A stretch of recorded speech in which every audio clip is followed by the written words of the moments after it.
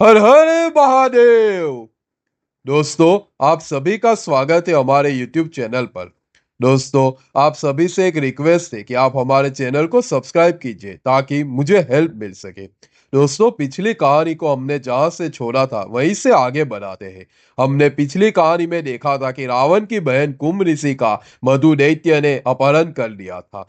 अब रावण ने मधु दैत्य के ऊपर युद्ध करने का संकल्प किया था। लेकिन दोस्तों, क्या हुआ ये युद्ध में? क्या भाई और बहनों आपस में भिड़े या कहानी में कोई और ही मोड़ ले लिया? आज इस वीडियो में हम उस विनाशकारी युद्ध और कुंभ ऋषि ने क्या कहा रावण से उसके बारे में देखेंगे।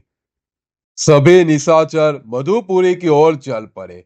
गधों, ऊंटों, घोड़ों, शिशु मारो तथा बड़े बड़े नाग अजगरों पर सवार होकर वे सभी राक्षस मानो आकाश को पूरी तरह भरते हुए चल पड़े। रावण को देवलोक पर आक्रमण के लिए प्रस्थान करते हुए जानकर सैकड़ों दैत्य भी उसके पीछे पीछे चल दिए, जिनकी देवताओं से पुरानी दुश्मनी थी। दशानन रावण ने मधुपुरी में पहुंचकर मधु को तो वहां नहीं देखा, परंतु अपनी बहन कुंभ ऋषि को दिखाई दी। उस समय कुंभ ऋषि ने भयभीत हो राक्षस राज के सम्मुख पहुंचकर हाथ जोड़ते हुए अपना मस्तक उनके चरणों पर रख दिया। तब रावण ने उसे ऊपर उठाते हुए कहा, तुम डरो मत और यह बताओ कि मैं तुम्हारा कौन सा प्रिय कार्य करूं। वह बोली, हे महाभुज रावण, यदि आप प्रसन्न हैं तो दूसरों को सम्मान देने वाले आप मेरे पति का वध न करें, क्योंकि कुल वधुओं के लिए वैवध्य के समान कोई अन्य भय नहीं है। उनके लिए यही सबसे बड़ा संकट है।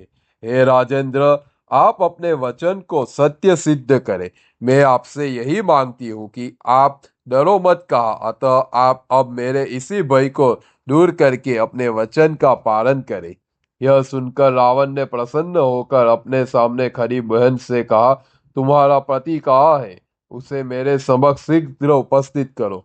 मैं उन्हें अपने साथ लेकर देवलोक पर विजय पाने के लिए जाऊंगा।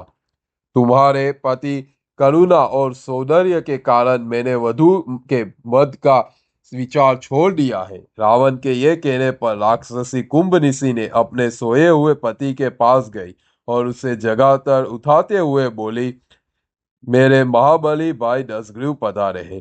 वे देवलोक पर विजय पाने के लिए जा रहे हैं, अतः आप अपने बंधु बांधवों के साथ उनकी सहायता के लिए साथ जाए। मेरे संबंध से उन्होंने आपके प्रति स्नेह है, ये आपको जमाता मानते हैं, अतः आपको इनकी सहायता करनी चाहिए। पत्नी के इन मीठे वचनों को सुनकर मधु ने तथास्तु, ऐसा ही होगा कहा। फिर वह उचित रीति से राक्षस श्रेष्ठ रावण के सन्मुख पहुंचा तथा धर्म के अनुसार उस राक्षस राज का स्वागत आतिथ्य किया।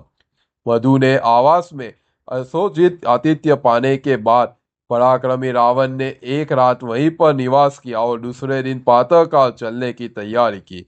फिर महेंद्र के समान पराक्रमी राक्षसेश्वर रावण कुबेर के निवास स्थान कैलाश पर्वत पर जा पहुंचा।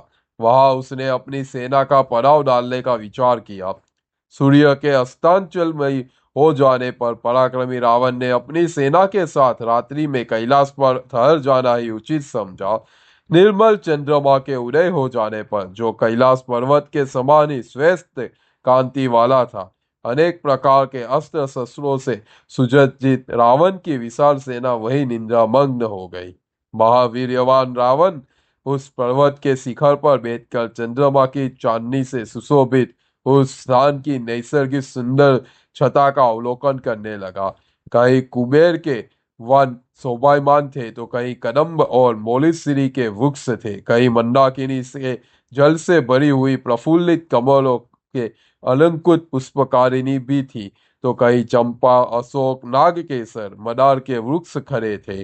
आम, पाताल, लोग, पियूंग, अर्जुन, केतकी, तगर, नारियल, प्रियाल, पनस एवं अन्य प्रकार के वृक्ष अपने पुष्पों की शोभा से उस पर्वत शिखर के पदांतर को वहनीमान कर रहे थे। कुबेर के भवन में नृत्य गायन करती हुई अप्सराओं के पाँवों के घुंघरू तथा कंठ की मधुर ध्वनि गतानाद जैसे सुनाई दे रही थी।